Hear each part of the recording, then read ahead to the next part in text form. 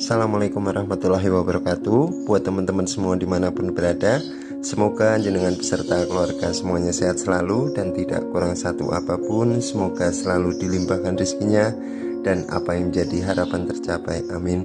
Terima kasih buat teman-teman semua untuk supportnya, like-nya, dan subscribe-nya. Jadi di pembahasan video kali ini saya ingin menanggapi pertanyaan dari Om Hoki, yaitu dengan pertanyaannya, Om Agus, saya mau request soalnya ini jarang, hampir belum pernah ada yang bahas pola perawatan burung jantan full kerodong. Apakah bisa sampai minor atau nada kering? Bahan yang dikerodong sudah bunyi kriteria birahi keretak-keretak lanjut bunyi. Buat Om Agus, semoga sehat selalu dan sukses. Salam dari Desa Sebandung, Apin 57. Baik, terima kasih Om Apin untuk pertanyaannya. Untuk endingnya selalu dengan disingle Om, fungsinya untuk mencarikan untulan. Tetapi sebelum proses disingle ini, yang pernah saya sampaikan dengan pembahasan sebelumnya, yaitu dengan terapi koloni kapsul itu untuk pemilihan materi yang kita tidak tahu kualitas bahan yang akan kita proses Om. Dari bahan awal ataupun dari bahan dasar ini, yang mungkin teman-teman punya burung banyak yang akan kita proses, ada jantan, ada betina. Proses di sini sistemnya tempel-tempel dengan pakan rendah, mengondisikan birahinya dengan stepnya bertahap Om. Karena dengan sistem tempel ini pasti birahinya naik. Ketika sudah lama ditempel, kita pisah satu persatu, kita akan melihat kualitas lobet yang mudah bunyi ataupun dari materi lobet itu yang responsif, gitu ya Om. Setelah dengan kondisi seperti itu, yang pernah saya sampaikan yang awalnya, yang dulu pernah saya sampaikan dengan sistem koloni kapsul, ini endingnya tetap disendirikan Om. Setelah disendirikan ini, biasanya lobet yang mudah bunyi baik jantan ataupun betina dengan disendirikan ini, yang biasanya ditempel-tempel ini kelihatan burung banyak ataupun yang biasa dikumpulkan karena dia punya keluarga ataupun kolonian ini lanjut diasingkan, dia biasanya lebih rajin bunyi Om. Setelah rajin bunyi, mungkin pembawaannya fighter, kita carikan tempelan untuk calon untulan baik jantan ataupun betina. Ini sama Om. Proses di sini biasanya lobet itu, khususnya lobet jantan yang jenengan tanyakan ini ketika disendirikan nadanya factor, kita butuh lobet itu pembawaannya birahi. Pembawaan birahi itu meskipun lobet disendirikan dengan nada factor tetap juga ada birahinya, tetapi pembawaannya sudah beda karena agak gembung Om. Kondisi di sini agar kita membuat lobet itu semakin enak di nadanya, pembawaannya lebih slow, tidak ngotot ataupun tidak nyepit kencang. Biasanya kondisi di sini untuk proses perawatannya tetap sama, yaitu dengan tempel pisah. Kalaupun dengan disendirikan itu yang mungkin awalnya itu lobet itu belum punya tempelan ataupun calon untulan ini, ada juga kriteria lobet yang di full kerodong juga semakin rajin bunyi, itu ada Om. Yang penting proses awal ataupun yang sering ditanyakan Om dari teman-teman, Om Agus bagaimana caranya bikin lobet konslet? Sebenarnya tidak ada cara untuk mengonsletkan lobet Om. Adanya bagaimana caranya kita menggacorkan lobet itu sampai benar-benar bocor, sampai pembawaannya ada birahi.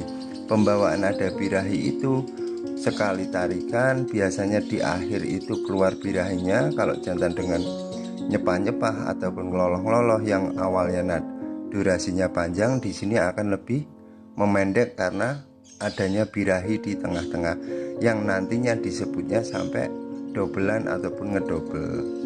Kondisi dobelan ataupun ngedobel ini yang kita pacu ataupun kita proses itu dari birahinya Om, yaitu setelah disendirikan. Biar adapun dengan di full kerodong ataupun dengan di ablak ini tetap dicarikan betina untuk support birahi si jantan. Endingnya di situ Om. Mungkin dari teman-teman banyak mendengar cerita jantan disinggel di depan warung, di kamar mandi, lobet gacor-gacoran, rajin bunyi sendiri, endingnya tetap dicarikan betina untuk support si jantan gitu ya, agar nadanya itu berubah, pembawaannya agak slow, tidak ngotot lagi. Dan kondisi di sini si jantan kita mainkan di birahi di sini, kembali lagi ke lobet masing-masing yang kita proses Om. Kadang-kadang ada kendalanya lobet itu kistang, ada kendalanya lobet itu cibul. Kondisi di sini tetap kembali dari materi lobet masing-masing Om, tidak ada salah dari pola perawatan. Biasanya kekuatan birahi lobet ini memang beda-beda Om, dan tingkat stressingnya ini kadang-kadang beda-beda. Kalau memang dia kuat, ketika kita ngolah birahinya dengan seperti itu, biasanya larinya ke bunyi. Tapi kalau larinya ke cibul ataupun ke kistang ini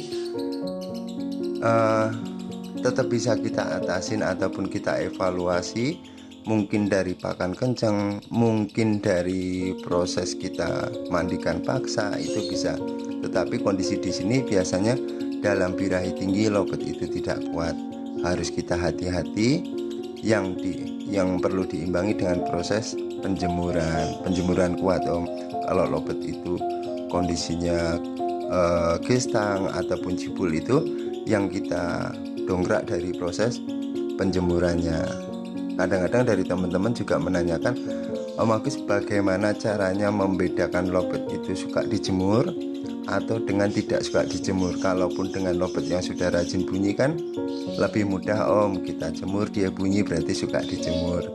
Ketika diteduhkan dia bunyi berarti dia suka diteduhkan tanpa penjemuran. Itu cara simpelnya. Tetapi kalau kita meraba, kalau saya pribadi meraba dari kondisi birahi itu, biasanya lobet itu ketika ditempel ini banyak tidur ataupun geriwik. Ketika diberikan pakan kencang dia juga semakin tidur, tidak pernah bunyi. Kondisi di sini biasanya lobet itu suka dijemur kuat Om.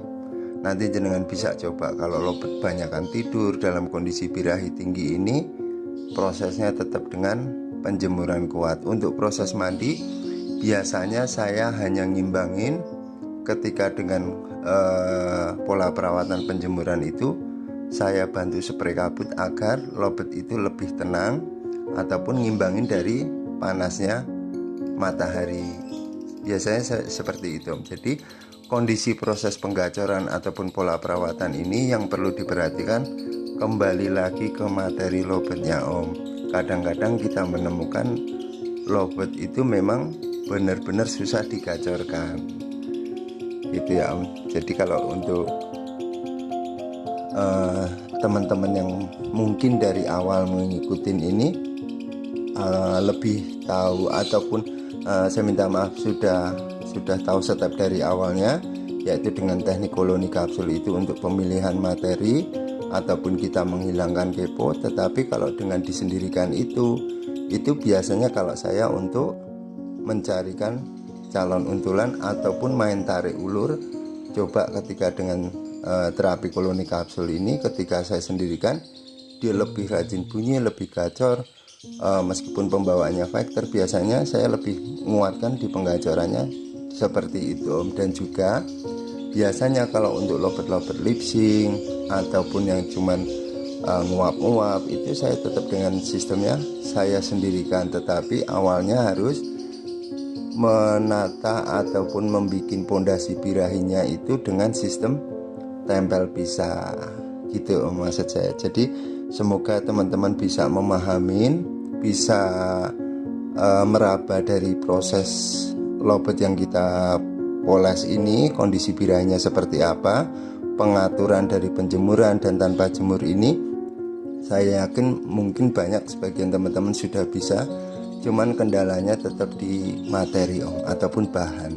Saya yakin dari bahan, karena dari teman-teman ini saya pantau dari komentarnya ini sudah paham dalam arti untuk pola perawatan yang harus dilakukan ataupun step selanjutnya itu biasanya agak membingungkan ataupun ada yang belum begitu, mungkin belum punya pengalaman di situ, stepnya tetap diproses, nguatin di penggacoran.